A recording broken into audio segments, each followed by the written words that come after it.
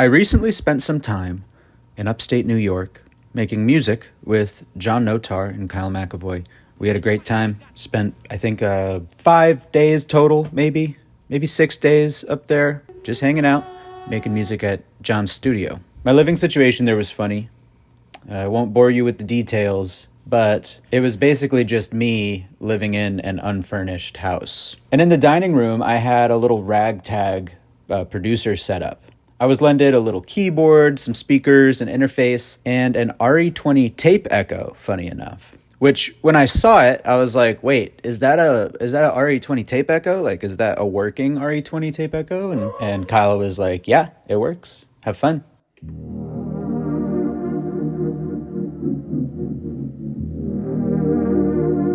So I was just, apart from being in the studio, I was in this house working on the stuff that we were working on and just messing about with this keyboard and this tape echo and, I had my Ableton set up how I normally do.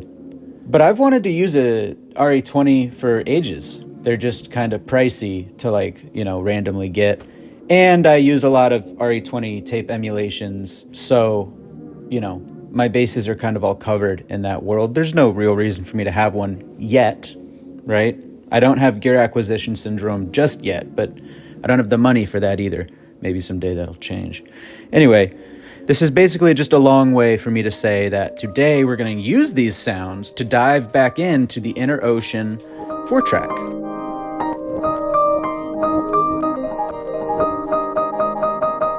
This is like another version of a video that I've already made. If you would like to see that video, I'll put a link at the top of the description. It's just like the original Inner Ocean video that I made, which is kind of a mirror image of the Inner Ocean video that the developer of the app made. So this information is already on the internet.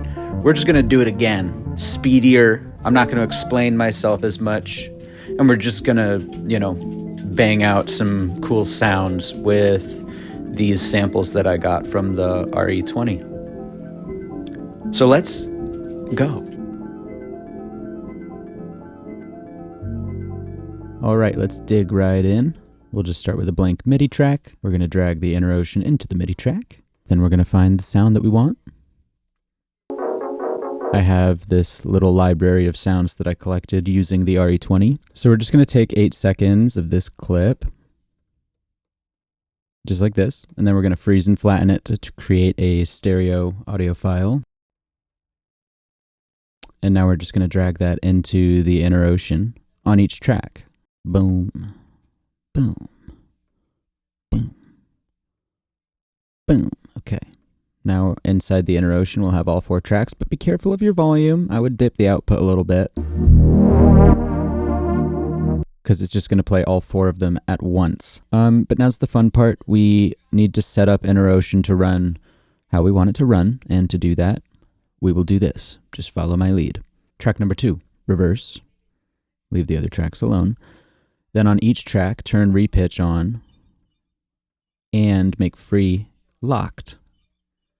Then down here on these millisecond windows, we could go through and individually turn each one up, but we're not going to do that. We're just going to hover our finger over the 9 key and make each one 9 milliseconds, which isn't much, but it will help us avoid that click when the track restarts. Next thing to do is set our speeds. The first 2 tracks, just leave that knob alone. And on the 3rd track, make it double speed.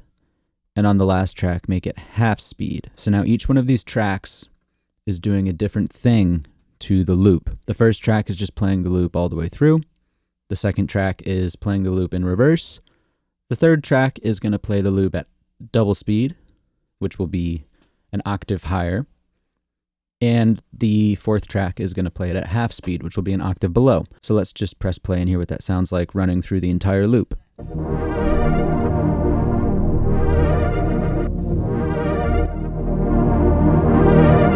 The fun part comes where down here in these windows where we can see the audio, we start changing the selection of audio that's being played. So let's just mess about with that and see what we can get.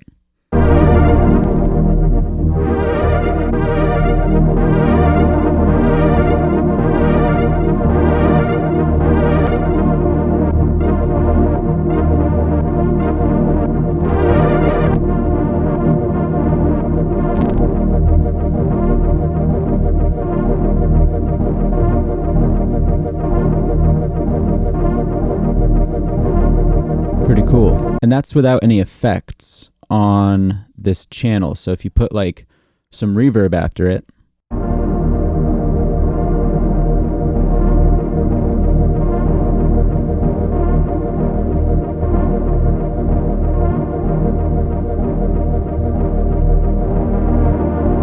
pretty neat stuff.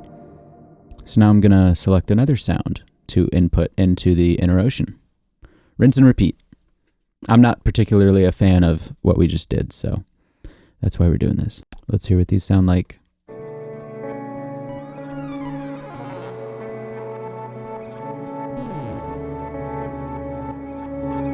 Yeah, this is the one.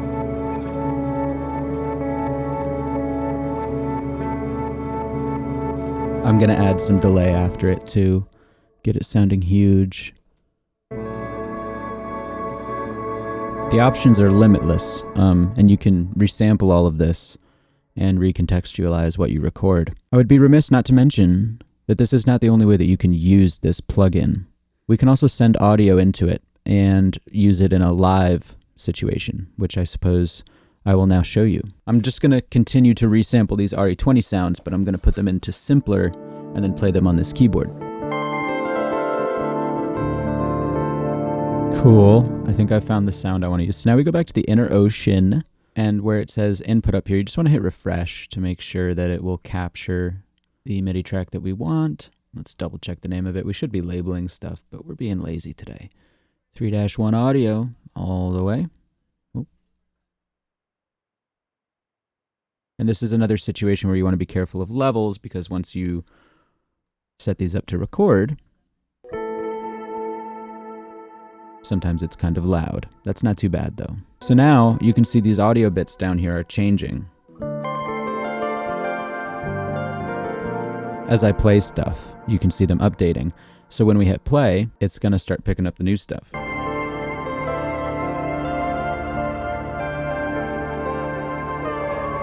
I don't want to turn this video into a beat making video, so I guess I'll just disperse some different clips right now of some different sounds that I get out of this thing. But now you know what I'm doing. You can take this and you can run with it. Run as far as you want with this.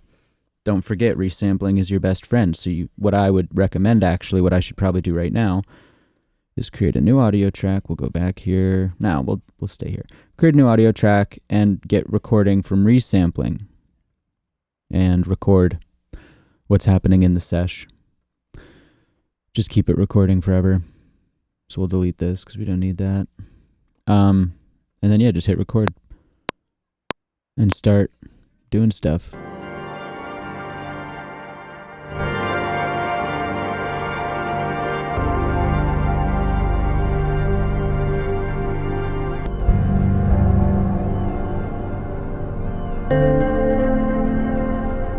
I'm going to map the overdub feedback function to a knob, so now I can control those all together.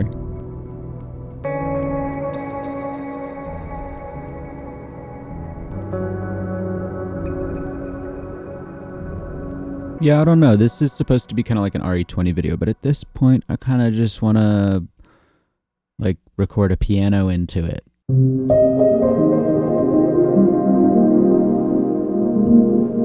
This is going to be beautiful.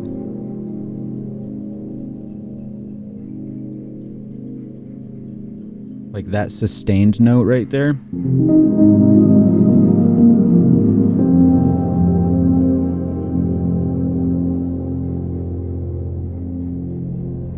I forgot to record that one. Do you want to see my hands?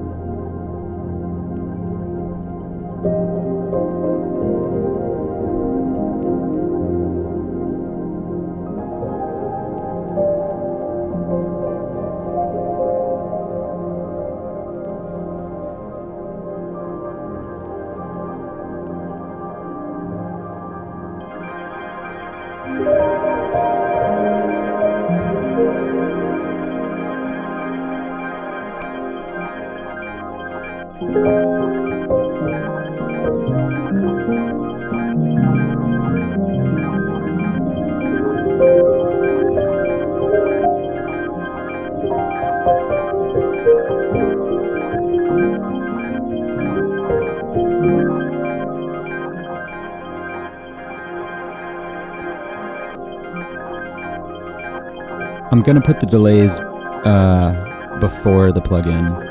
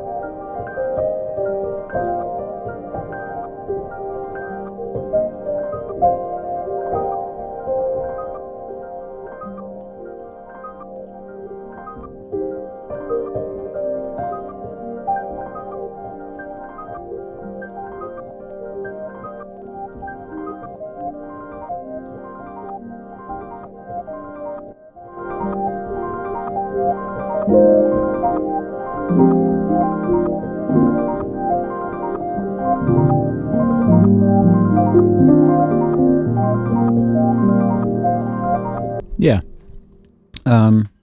It's a fun plugin. And there you go. That's how I like to use the InterOcean 4-track to get cool pad-like sounds and, you know, dreamy soundscape things, using it as a live instrument. And that was a little taste of some of the sounds I got on the RE-20. I don't think I'm going to share that folder, but if you would like to have access to the resamples that I took in today's project, just let me know, and I'll send you a zip file. The RE-20 sounds and the resamples from today's project are the kind of thing I used to put on my Patreon, but I've just been too busy lately to keep up with my Patreon in any reliable way. So I decided to shut it down. It's just a little easier on my mental. But going forward, as I produce sounds and folders of sounds that you guys might want to check out, you know, we can just take that as it comes. I don't know what the right way is to go about that, but I don't want to run a Patreon right now. I'm too busy to do that. And I'm even too busy to make these videos, but I want to get these videos done for people because I love YouTube so much. I'm just kind of rambling at this point. I hope you learned something about the RE-20. I hope you go try this. I hope you get some cool sounds. It can take even the most dry and boring sound and turn it into a bubbling, fizzing, very lively little tonic. So go do that. Subscribe if you enjoyed this. Like the video. It's free to do, and it helps me out immensely.